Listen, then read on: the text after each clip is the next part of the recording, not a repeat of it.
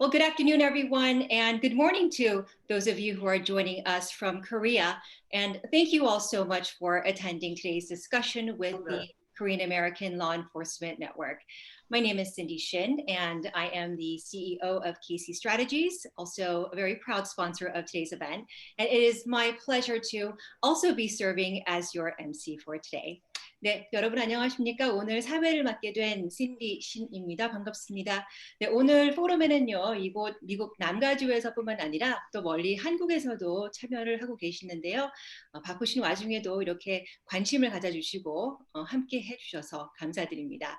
Today's discussion is being hosted by the Korean Consulate General's Office in Los Angeles and sponsored by the Korean American Law Enforcement Association, Louis Brisbois Bisgarden Smith, Three Kings Public Affairs, and KACIE Strategies. The Korean American Law Enforcement Network is an initiative led by the Korean Consulate to bring law enforcement officers, agents, and deputies of Korean heritage together to better support our Korean Americans in law enforcement, as well as the Korean American community. And today we will be talking about a number of different things, including the differences between law enforcement in Korea and the US, how police work has changed during this pandemic, and also law enforcement as a career path for the younger generations. We will not only hear about the work that our panelists do, but also about their personal stories and journey to become a police officer. We have today panelists from both the US and Korea who all have very interesting backgrounds and experiences. So you'll enjoy getting to know them and hearing about the work that they do. Today's discussion will be held in English only. And also for those of you who are not able to attend today, we will have a link to the recording of the discussion today. And I'll provide more information on that at the end of the program. 네, 오늘 혹시 포럼에 참석하지 못하신 분들을 위해서요, 저희가 녹화 영상 링크를 오늘 참석하신 모든 분들께 보내드릴 텐데요. 많은 공유 부탁드리겠습니다. 그리고 오늘 패널 디스커션은 영어로만 진행된다는 점 참고하시기 바라겠습니다. All right, well, here to kick off the event and present welcome remarks, let me introduce you to Consul Yong-Uk Lee. He is the police attaché at the Korean Consulate in Los Angeles. Consul Lee. Good morning for Korea. Good afternoon for Los Angeles. First of all, I'm very proud of hosting this great meeting with the South Korea National Police, as well as Korean American police officers and other supporting participants.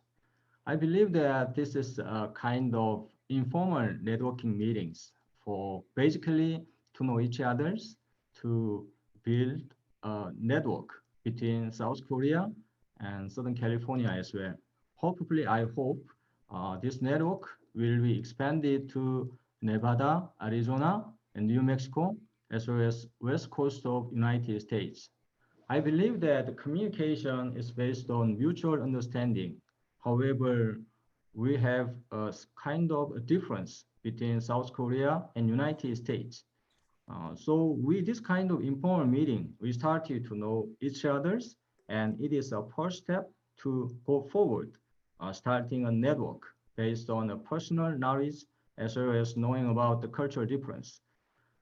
With the pandemic, there is very negative things, such as we are a continuous threat of illness, especially COVID. But however, we develop new way of communication like this. Without this kind of communications, it is very difficult for us to meet between South Korea and United States with simultaneously like this. I firstly tried to organize this meeting with in person, inviting the South Korea officers to LA. However, as you know, with the pandemics, it is almost impossible. I believe that it is more easy and convenient, even though in-person meeting has some strong points, but however, sometimes it is quite burdensome to organize. It needs a lot of cost, and sometimes we need travels. But however, if we try to meet together with this setting and also this technology, I believe this is a good way to meet together like this. Thanks for all the participations, and I really hope all of you enjoy your life and enjoy these meetings And you don't need to be nervous about your talkings. It is, as I said before, it's informal. Introduce yourself as you wish. And there's no criticisms and there's no kind of sort of, how can I say that, uncertainties. It is starting point. So it is better for us to be candid and it is better for us to respect others. So far, I believe that I'm very successful to bridge two different continents, like in Asia and United States. I'm very proud of this, and I hope this time will be good for all of you. And thank you again for participating this meeting. This is my opening remark. Thank you. Thank you so much, Consul Lee, for those remarks. And thank you once again for your leadership and for providing us with more opportunities like this to come together to better support the Korean American community. So thank you for that. And now I am so excited to be able to introduce you to all of our panelists today. Like I said, their backgrounds are so interesting. So what I want to do is I'm going to give you a little brief intro of each of the panelists. And then, of course, you'll be able to hear from them directly about their stories and even their journey to becoming a police officer. So I want to start with Sergeant Janet Kim with the Los Angeles Police Department. Sergeant Kim has been with the LAPD for 23 years now. She is a Sergeant 2 and command pilot with LAPD's Air Support Division. And she's also the first ever female to become a supervisor pilot in this division.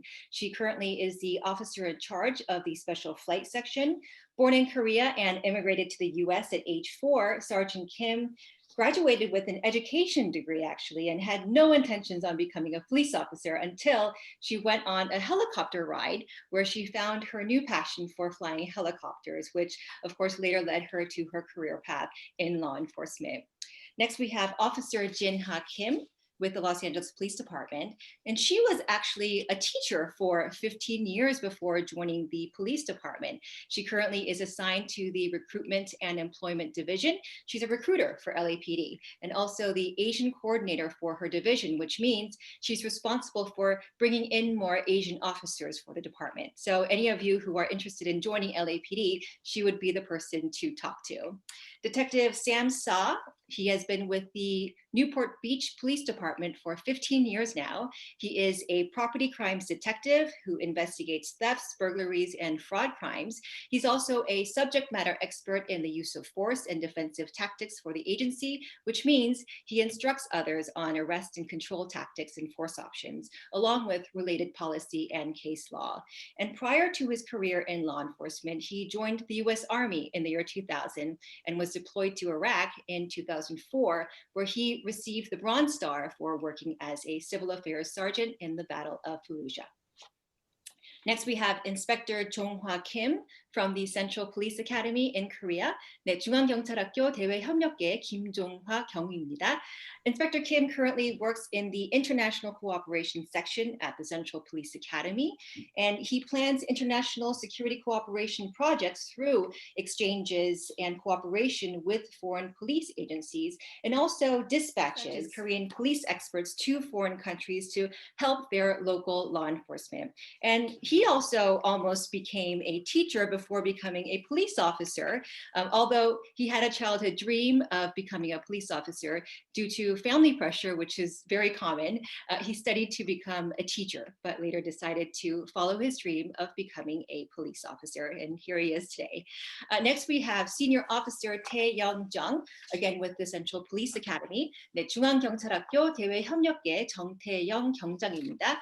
Officer Jung, she joined the Korean National Police in August of 2017.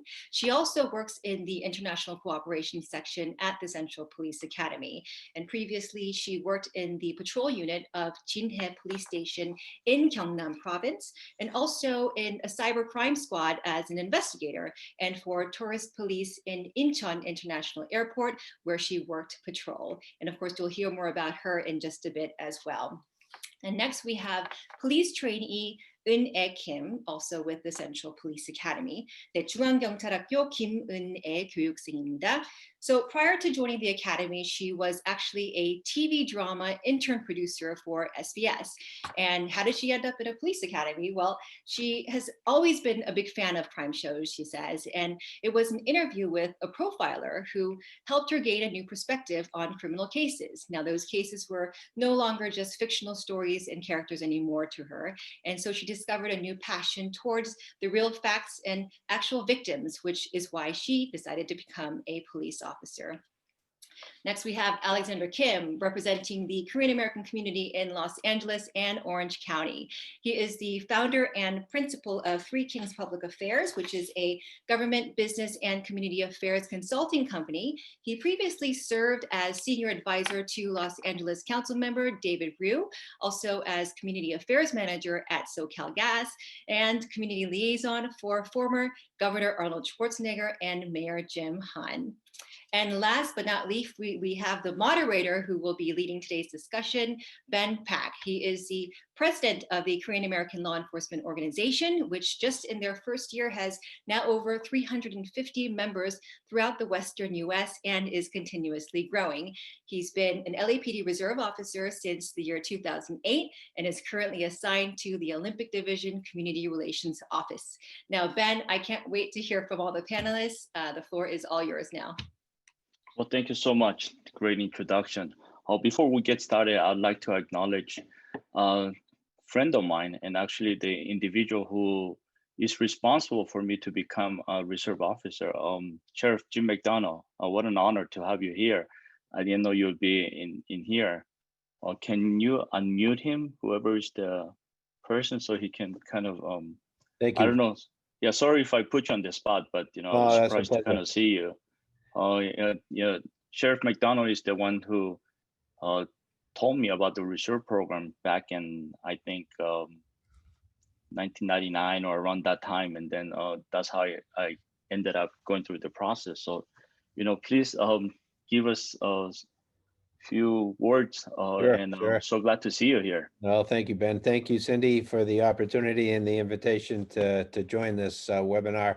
When Cindy reached out, and I've been watching her webinars since she began KACIE Strategies, trying to bring the community together, and particularly with the law enforcement community, explaining what's going on at a very difficult time today in our nation, where we've had the issues that we've had to deal with. And I'll tell you, cops are on the ropes. They don't feel that they're getting the support that they need across America. And she took the initiative to try and move ahead and provide a forum for people to talk about some very difficult topics. And, all that I have been able to see so far, she's had tremendous success in doing that and getting the message out and providing a forum for people to be able to get what's on their mind out into the public domain and to be able to express their feelings. And I think so much of our problem is a lack of communication. And so thank you, Cindy, for all the work that you've done in enabling this to happen. And thank you, Ben. It's great to see all of you here, and I'm looking forward to hearing the conversation today. Thank you so much. Well, that wasn't part of our script per se, but having somebody as illustrious as I know him as Chief McDonnell, but he was also the sheriff for LA County. So yeah, thank you so much for being here. We are actually having this, and I don't know if it's been done before, where we have the Korean National Police as well as law enforcement here in the United States. Each panelist is going to be asked a question and try to keep it between 3 to 5 minutes, so we can kind of keep the whole webinar probably 1 hour to an hour to hour and 15 minutes. We're not going to have any questions unless we have some time at the end. But basically, we are doing this to kind of, in light of what's going on, a lot of people have interest in law enforcement, and we want to show the human side of it and what it takes to be an officer and the challenges that they face, as well as the rewards that we get. Korean Americans have become a bigger part of the community, not only in LA, but across the whole United States.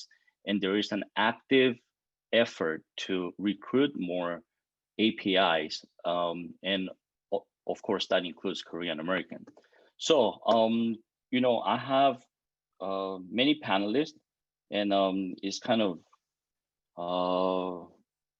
weird to have to choose. So I'm just gonna go with probably with Jinha Kim, since Jinha and I sat at a restaurant one day, and on a napkin, we kind of came up with the idea of Kaleo.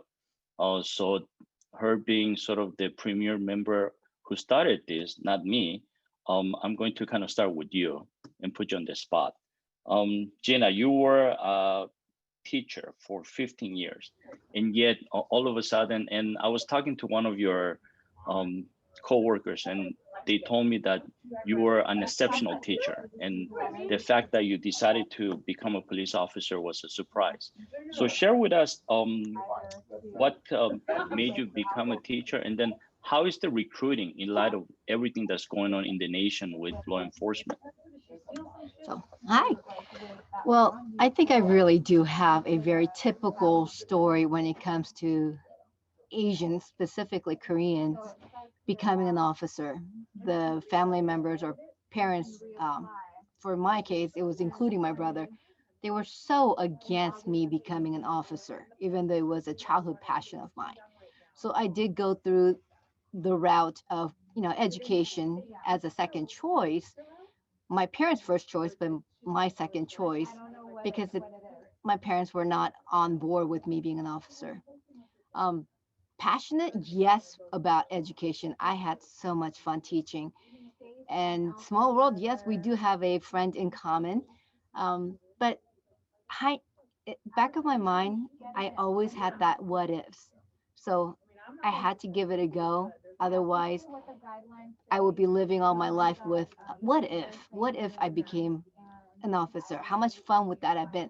I would have never known until I gave it a go. So here I am sitting on the other side of education, because to me, being an officer, we're still educating the public, just in different fields. So I'm still continuing in educating, but with different genre, different audience, but doing the same thing that I love, sharing my passion of education with the public. But now going back to recruitment, you'll be surprised. I think recruiting Asians, they all share the same story. Even today, I had a candidate who said, this is what I want to do, but my parents are so against it, I'm hesitating. So I think we all share the same passion for servitude, but with parents in the backside saying, no, this is not what we came to America for, it makes it a little difficult for people. And that's across the board with all Asian backgrounds.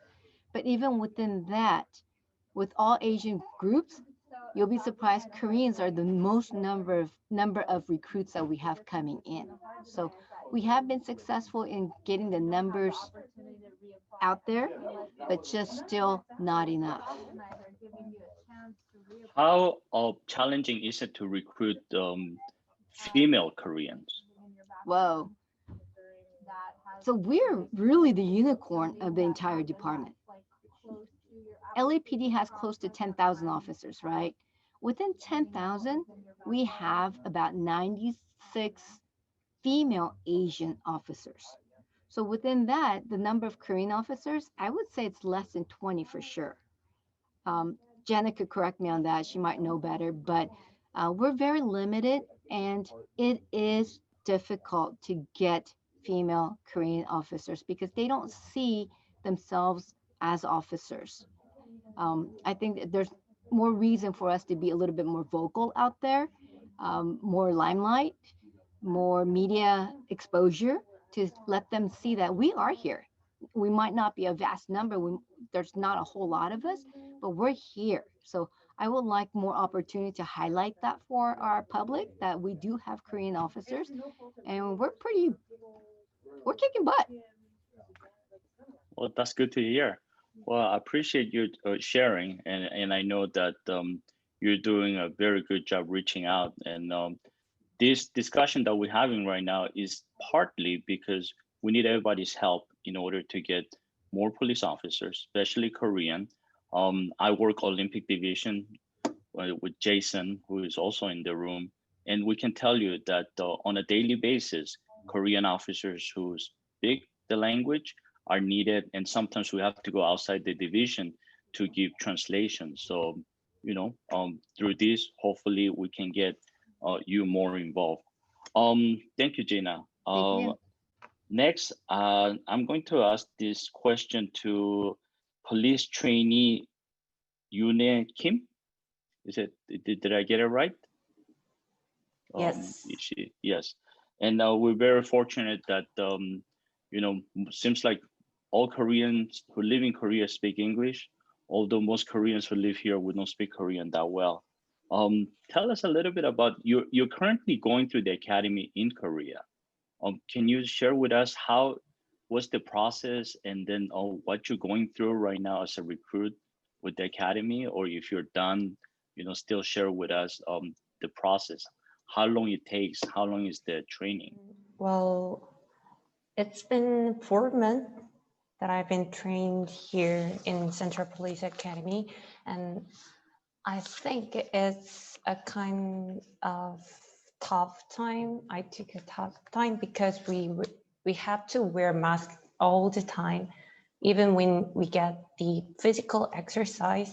So apart from that, it's quite good, I think. So how long is the whole process from for you at the academy? How long does it take? 4 months in here and 4 months outside here. Okay, but in Korea, the academy, you it's like the army, you stay there, right? Yes. You don't go in and out. The academy is No. here in the United States. You go almost like work for 10 hours, but over there you live there. Okay, so you were working for the TV station, correct? Yes. And then, like a lot of us here in this room, you decided to switch careers. What did your parents say when you decided to go from being in the entertainment world to becoming a police officer?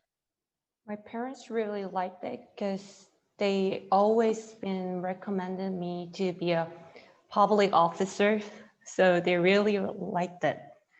But they sometimes worried about, because police officers' work is sometimes dangerous. So apart from that, they really liked it. Are you done with your training? Not yet. It will be over the day after tomorrow. This Friday, yes. Oh, wow. Are you do they have a big ceremony when you graduate? No, because of the COVID-19. Okay, same here. Last question. Each class, how many recruits usually is the size of a recruit class? How big is your class, graduating class? Graduating class? You mean the whole class, or? Yeah. It's my class. In my class, we have 44 trainee, but the whole about 3,000. Oh, 3,000. Okay. Yes. Okay. Well, that's a lot of officers. So Officer Jung, Senior Officer Jung, and you are your background is kind of interesting. You used to live in the United States, and yet Yes. now you are an officer in Korea. I mean, having lived in the United States, what are some of the differences that you share with us that you had some not encounters, but you had some experience with law enforcement here in the United States? Share with us what's the what aspects are different on that you know both sides of police work? I think they're both kind, professional, and respectful. But in Korea, our agency, we stress the service-oriented side. We emphasize that a lot. building and establishing, maintaining relationship and rapport is really important in our agency. So we've been really stressing communication skills and how we talk and approach it to civilians a lot recently. And I felt police officers in America, they are the same in that they are kind, and I don't think they were always having like straight face, or they have overbearing attitude, but they are mistaken a lot in Korea. In Korea, a lot of Koreans think that, oh, police officers in America, they have this overbearing manner, which is Like totally not friendly. true. Yeah. Not friendly. Uh-huh. Okay. Not friendly. But I always tell my colleagues that that's totally not true. I don't really see the difference between the two agencies. They're both kind and friendly and professional, and they were always cordial. And one difference I can think of right now is that what was interesting to me that was, well, I live a block away from the prison when I live in Brooklyn. So I got to meet a lot of police officers on a daily basis. And it was really interesting how officers struck up a conversation with people from the community casually, which we don't do that a lot here. So for me, it was very interesting. Well, thank you. I know a lot of people here in the United States, the only experience that we see is through the Korean dramas of police work. And live, one of the dramas that I watched was all about police work. How accurate or inaccurate was that drama compared to police work in Korea? I think it added a dramatization a lot.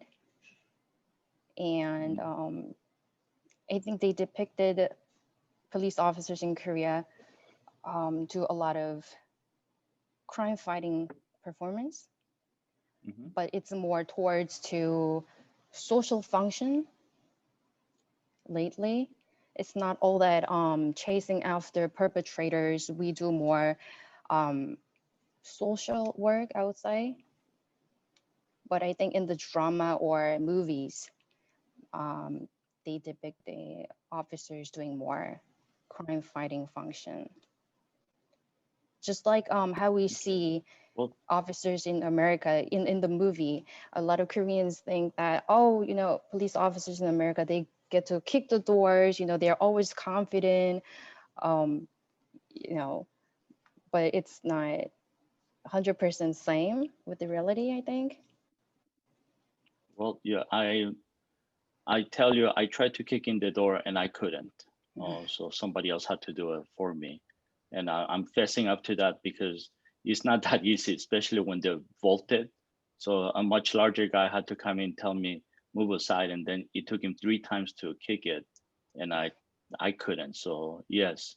And then like you said, if the officers were to get involved in the amount of shootings that they get involved or use of forces that they get involved here in the United States, or how they dramatize it on TV, I think all of us would need a lot of mental health help.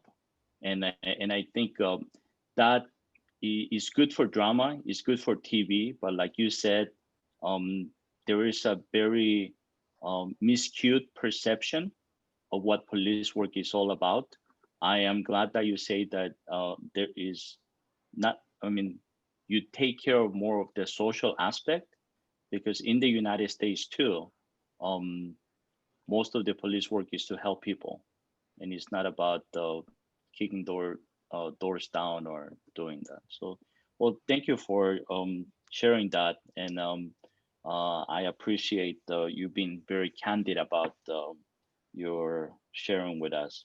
I'm going to actually move on to a good friend of mine and also one of the founding members of Khalil or Detective Sam Sa, who's been police officer in Newport Beach. And biggest difference between Korea and the United States is the police in Korea is only one, national police. But here in the United States, we have different cities, and each city has its own police department.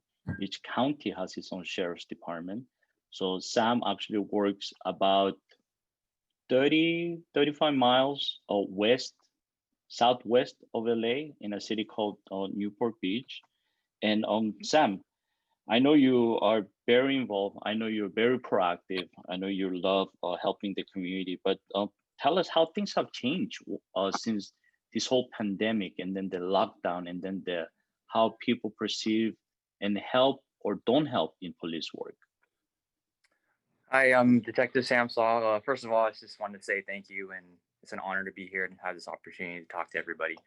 So when posed with this question, I had to think about a lot of things, especially like from a small level in our agency, especially. You have different counties, and Korea's, you have your different provinces, but here in America, you have different echelons. You have your local agency, which is represented by the city. Then you have the county, and then you have states, and then federal, which is the whole United States. So which is much different in Korea. Here in my city in Newport Beach, it's a pretty affluent neighborhood. Say it's pretty affluent, meaning people here have a lot of money, and they're pretty conservative in their thinking and ideology. For our situation is probably much different in LA County. So I had to really think about what's different here in Orange County, where I'm at, versus like say LA County or even New York across the nation. A couple of things that we deal with is, police officers, we're human too, and we can obviously get the COVID as well. So we've had to adjust our police work in that retrospect, where we have to mask up, obviously, but also what happens if we do test positive? We have to quarantine ourselves, and then we have to think about our own families, and we still have to serve the community by going out there and doing police work. We have to do, we have our patrol units, our traffic units. We also have our detective units going out into the public, and we still have to do our job. And that's the oath that we take. We understand there's a risk. However, we try to minimize that risk, but we do the best we can in that situation. The other things are, from a management point of view, and I'm sure our agency has to think about all these little things as far as what if, if somebody does come on with the coronavirus, then how do we as a department deal with that situation? And I think every agency has their own different way of handling things. However, in our agency particularly, not just the quarantine, but we have to do a backtrack of who they were exposed to in a certain amount of period of time. And then we have to adjust and let those people know and do the proper notifications. And then I thought about the other things, because the other questions you posed to me, Ben, were where are we going as not just in Newport Beach, but in the state of California and in the whole United States. And kind of had to brainstorm this a little bit. So a colleague of mine that I met quite recently, he's Dr. Ron Martinelli. He's a PhD. Just had a conference with him a couple weeks ago, and he pointed out some interesting topics in the United States that's going on, and kind of hit home, because for me growing up, I grew up cliche. My father he owned a laundromat or a dry cleaners, right? So small business, and a lot of Korean Americans here in the US own small businesses. However, but these examples, let me just point out to you, policing with the coronavirus now, and let's see, in Odessa, Texas, the sheriff's department deployed a tactical operation due to a violation of social distancing. Okay, and then they had to go out and close down a bar, arrest the bar owner. Police work also had to be involved in Dallas, Texas, where a hair salon owner, who is also a single mother of two, had to close down her shop and got arrested for violating social distancing. Another example, patrons of a restaurant were arrested for defiance of health guidelines for violating, again, social distancing. In fact, not too far away from us in Newport Beach, police and lifeguards had to chase down a surfer in the ocean in violation, again, social distancing order, which I understand. There's a huge public health order out there saying, hey, we have to be mindful of this pandemic. But at the same time, us, especially being Korean American and myself, I think about growing up, people trying to feed themselves, trying to open business, and they can't. Well, then you have that internal conflict about where we're going and that direction we're going. So what do we do as police officers? Do we have this moral obligation to help these businesses where they survive, or do we shut them down according to our health order? So globally, I'm thinking, what do we do? And so obviously we haven't hit that point yet, but we're getting there. We're slowly stepping towards that direction. And I think eventually those two things are going to clash even more so. Until then, I'm hoping we take an educational stance, and that's what we're doing here in Newport Beach. We try to really talk to our citizens and try to educate them and share with them, like, hey, let's try to work together. But that's not always the case, and that's probably the biggest thing that we're probably going to have to foresee in the future. Well, thank you. Did you rehearse this? Because you hit the 5-minute mark like on the dot without even 1 second missing. All the time. No, I'm just kidding. Yeah, no, I didn't.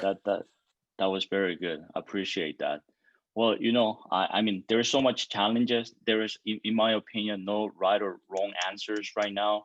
Everybody's got an opinion. We happen to live in a country where everybody's opinion is valued, and that's what our constitution ensures. And yet in Korea, seems like the pandemic has absolutely been controlled. Everybody abides by the quarantine rules. So I want to ask Inspector Kim if you can share with us. One, I know that the original question is like, how do you view, or how does the Korean government or police view foreigners, especially like Korean Americans, when we go to Korea and our Korean sounds so butchered and 말도 더듬고 잘 못하고 그러면은 미국에서 온 사람인 거 아시는 거를 알면서 저희들의 그 여기서 간 사람들을 어떻게 보시고, 그다음에 지금 현재 한국에서 how challenging is for police officers with the whole pandemic, if you can share with us, please. So now you're embarrassing me with a question that I never expected. Oh, sorry. It's okay. So as you can see, I'm not in my uniform like Miss Jung or Trainee Eun-Ae, and not in the office right now. As you see right behind of me, I'm not in the office. This is it's a soundproof mat that I put up from the floor. It looks like a office. The reason is last Monday, the director of the nursery where my youngest daughter is attending tested positive for COVID-19. So our whole family members also got COVID-19 test on the same day, and our family members tested negative though. But there were more than 2,800 faculty and police trainees in the Central Police Academy in Korea. So even though our family tested negative, we are in self-quarantine until today due to concerns about the incubation period. So I understand this situation. And recently, the COVID-19 patients are increasing in Korea. So even though Korea is trying to put it down, but it's not easy. So like my case, like our place in Chungju, it was very quiet, and there is not a lot of patients about the COVID-19, and it's increasing in Korea. So still we are doing our best. And the things like American, Korean American, like you guys, when you visit here, how we see. So I think it all depends who you are. So as for me, I think you're all Koreans, like having the same blood with us. So I'm not so awkward as I'm speaking English, so I can I have a lot of experience that I met. Actually, I was with the U.S. soldiers when I was in the army. So I've also met, U.S. soldiers are called GI, especially Korean GIs. We call them kimchi, GI kimchi. So I actually met someone like them. So I'm kind of used to meet them. But if you are really a Korean, they might see you guys as like they are not a Korean. But I think still, but I think it's understandable. Yeah. Do a lot of Korean Americans go there and then make trouble? And do they have bad attitudes? No, Not really. Okay.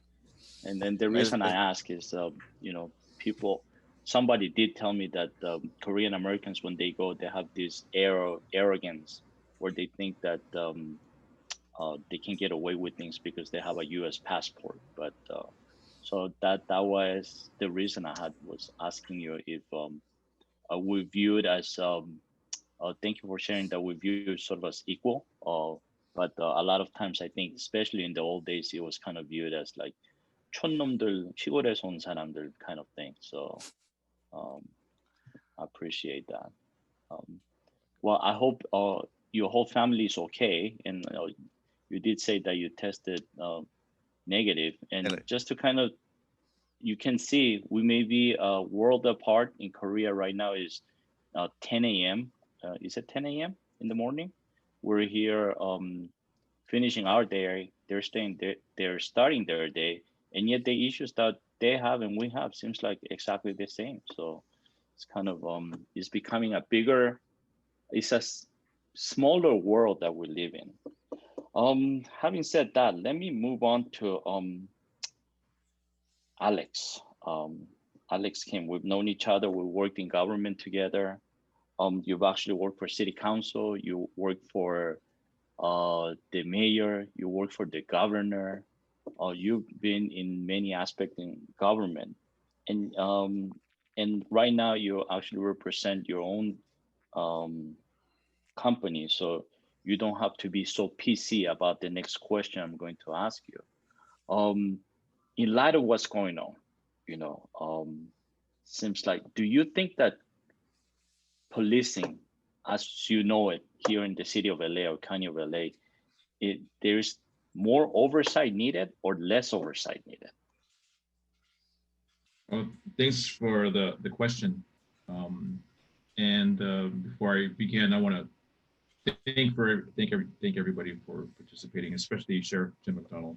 Great to see a great person of respect to join us as our honorary Korean American. Yeah, so regretting about needing more oversight, it all depends what political spectrum you're on. If you're a more conservative person, you want less oversight, just have the government handle it. Or if you're more on the liberal side, you want more oversight. I think what you're referring to is the Black Lives Matter movement happening all across the country. I'm sure in Republic of Korea, probably heard of it, where you have a lot of activism by the citizens to have more oversight because of concerns of police brutality and just needing more supervision of the police. On the other hand, of course, it all depends what city you live in, but particularly in the Los Angeles metro area with the highest population of Korean Americans, you have that concern of already established in the city of LA, a police commission is fairly active, but even with them, the residents seem to want to have more oversight. And what we're seeing is you have the nonprofit and the political activism to have more, and particularly concerning upon the African American communities. But from a big picture perspective, this really needs more. We need more participation, not just from the nonprofit or the activism side. What about the small businesses also? And that's like what Detective Saw talked about. He's the child of dry cleaners, I'm a child of restaurant, in the restaurant business, mom and pop store in Orange County. And we've seen ever since from 1992, from the LA riots, or the Sayuku, or we call it, on April 29th, where a lot of Koreans businesses were burned down because of similar to what Black Lives Matter is going through. We had our own 2020 riots where all businesses were affected. So where was that civilian oversight? So what I'm saying is, in order for Korean Americans to be more active, and Asian Americans and any minority group to be more active, is to do what we've done before. In LA, we had a nonprofit called Korean American Coalition, or Hanmi-Yeonaphae, and they've been very active in asking the city of LA for many years to have a police station, their own dedicated police station in Koreatown. And because of that movement and fundraising efforts and political pressure, the Korean American community was able to have a Olympic police station in Koreatown. Before, it was all scattered, so Koreatown wasn't the focus, but they had their own Koreatown. So that's a good example of positive civilian oversight and continuous support by the local community for the police department through fundraising efforts and through boosters and continual things. And I see in Orange County, where you have, some would argue, the second or third largest population of Koreans, where you have like the city of Garden Grove, Buena Park, particularly Buena Park, where you have a new Koreatown developing, and you have a very active police chief, Corey Science there, that's very active in having its Korean Oversight Committee. So that's a good sign. And you have a lot of Korean Americans that are elected to office. It's great to support Korean Americans to be more in those positions, such as John Lee, very active, very supportive of the police in the city of LA as a council member there. And it's important to ask our Korean American officials to give us more guidance, give us more political power to allow for Koreans like us as private citizens that are not connected to police departments to be more, to have more of a voice. And this lastly, seeing how we have in history for the first time 4 Korean Americans elected to Congress. You have 2 Republicans and 2 Democrats, even bipartisan there. 2 from Southern California. So this is important to let them, our local legislators, know, whether they're Korean American or the local officials, to know that there are people that are supportive of the police, not to see them as a necessary evil, but a very necessary positive to protect our communities. But at the same time, of course, having voluntary activism through these oversight boards or informal committees. So hopefully that's 5 minutes right there. Thank you. Yeah. Yeah, you're right on the cusp. If you would have gone over, I would have just cut you and kick you out of the chat room. But I'm glad that we didn't get to that. Well, the whole purpose of this, and thank you for Consul Lee to kind of put this together. And the whole purpose was to, once again, to kind of give a human aspect, to know that we had spoken before. Most people think police is all about what they see on TV, and they hardly will approach a police officer, depending on the community you live, because they're either afraid or they don't think that they're approachable. I happen to know most of the police officers in this chat room in a very, very personal level, and they're the sweetest, most kindest individual that I know, and probably most giving the most as well. And that brings me to our next panelist, Sergeant Janet Kim, which she was one of my, although we are around the same age, she was one of my instructors. And then she still doesn't tell me if I was a good cadet or bad cadet. And I think to keep our friendship, I don't want to know the answer. But I want to know, you have the dream job. I think every officer that I know in LAPD, if I say air support, they're like, woo. And then pilot is like double woo. You have one of the most coveted, you told me there's only 36 pilots. How many pilots? Roughly, just off the, so police officer ranked pilots, there are 35. And then amongst, there are 9 sergeants and 3 lieutenants. Okay. And So- we are, all the supervisors are pilots. So out of 10,000, you only have 30 something who are pilots for LAPD. I mean, they get paid to go and fly. I mean, how much better does it get? So for you is sort of a question, and I'm pretty sure you've been asked this because nationally they featured you when you became a pilot. I'm going to kind of give you an opportunity to do a sort of like a sales pitch for people who are interested in becoming going into law enforcement. And I'll kind of give us a perspective from where you see it, since you've been an instructor and then you're a supervisor and you're Korean, like Jinha said, you're a unicorn, a Korean American female in law enforcement. Yeah, so like Cindy said, I've been with the department for 23 years. And in 1998, I think I met maybe 2 other Korean female officers on the job. So there really wasn't anyone back then that that kind of, you know, that would understand and know what I was going through with my parents disowning me when I became a cop. And I think probably most of us understand that. But so, yeah, I mean, when people look at my job now, they're like, oh my gosh, you have the coolest job in the world. And of course, it's easy for them to see me and say, well, okay, yeah, I'm gonna sell this job to you. You know, it's awesome. But I will sell you this entire occupation because it's not just this job that I love. I've loved every minute of my career, from, you know, being a being a cadet in the academy, you know, becoming a police officer. Even though I did know when I joined the police department that, yeah, it'd be awesome if I became a helicopter pilot. Once I joined the police department, especially with a large department like LAPD, it was incredible because there were so many opportunities, so many different jobs, and, you know, my head was spinning from all the different, you know, career opportunities that were out there. So I took advantage of everything I could. You know, I was a street cop for a while.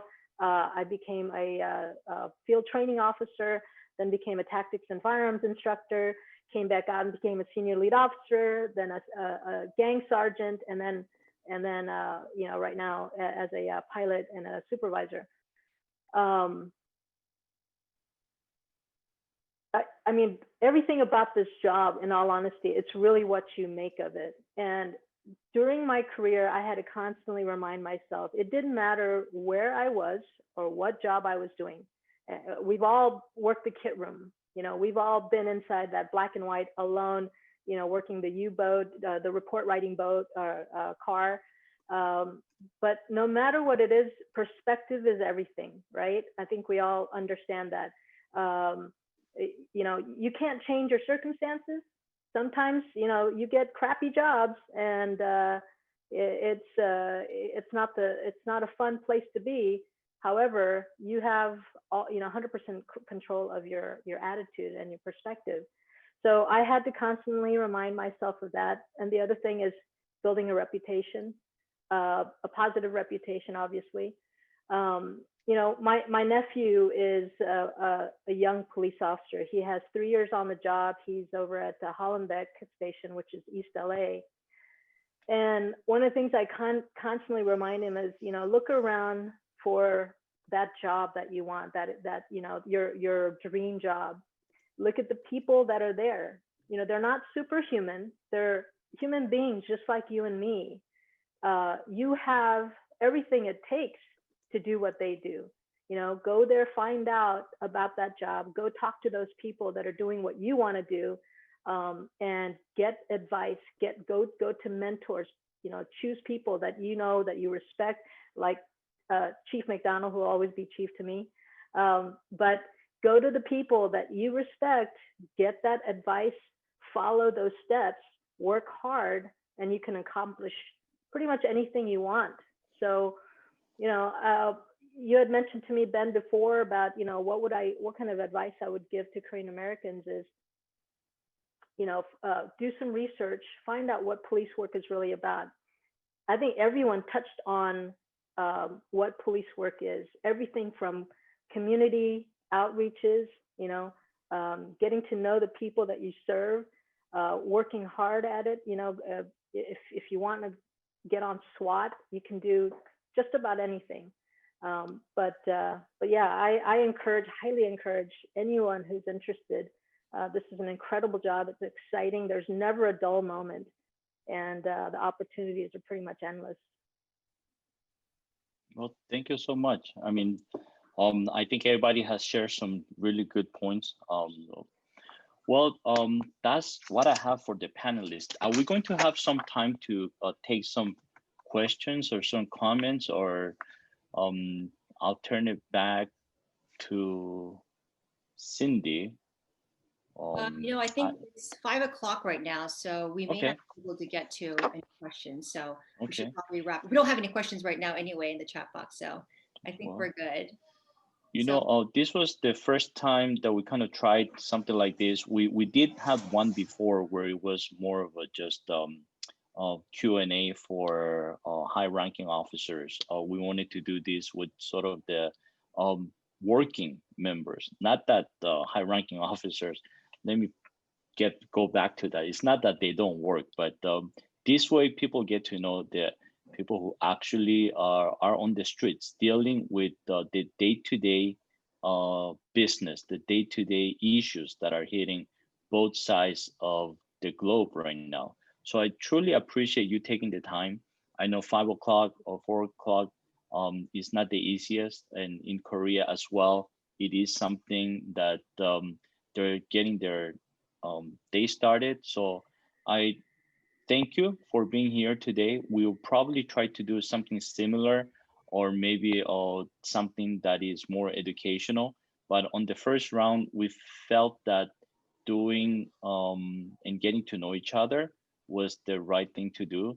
Please provide us with feedback. Most of you know one or more of the panelists, so either through email or through different ways of communication, let us know what you want so we can kind of prepare something for the next round. As the pandemic continues, I think this is going to be a way of communicating and putting together events more than not, probably for the next 3 to 6 months. So we'll try to do something like this once every 3 or 6 months and see how it goes. Cindy, anything else to add, or any of the panelists would like to add before we conclude this webinar? I do have a couple of announcements that I wanted to give out before we close this session. Ben, you briefly mentioned feedback. So many of you on the flyer may have noticed mention of a Starbucks gift card. So after this webinar is over, you'll all be receiving an email from us with a simpler survey. And upon completion of that survey, we'll be giving out $10 gift cards from Starbucks to the first 50 US participants. Unfortunately, these gift cards do not work in Korea, so it's only going to be for the US participants. But we hope that it doesn't discourage anyone from participating, because like Ben said, we need to have all of your feedback. It's so important to us as we try to prepare more events like this in the future. Also, the website, or the link to this recording, will be available via email as well. So that'll all be sent out to you as well. So if anyone could join today, please go ahead and share with your friends and family for that too. And thank you once again, Consul Lee and the Korean Consulate, for hosting this event, and all of our planning team members, Alexander Kim, Jenna Burt, Ben Pack, and also I need to mention Sheriff Jim McDonnell. Thank you so much. I literally reached out to you yesterday telling you about this event, and I know that you had a full day today and you've had back-to-back 8-hour conferences as well. So I really appreciate you participating, taking the time today. And it just shows that you care so much about the Korean American community. So thank you once again for attending. And thank you all who have joined in on this call. Happy holidays, everyone, and be safe. Thank you. Thank you, everybody. Thank you. Nice job. Thank you. Thank you. Good job. Good webinar. Thank you.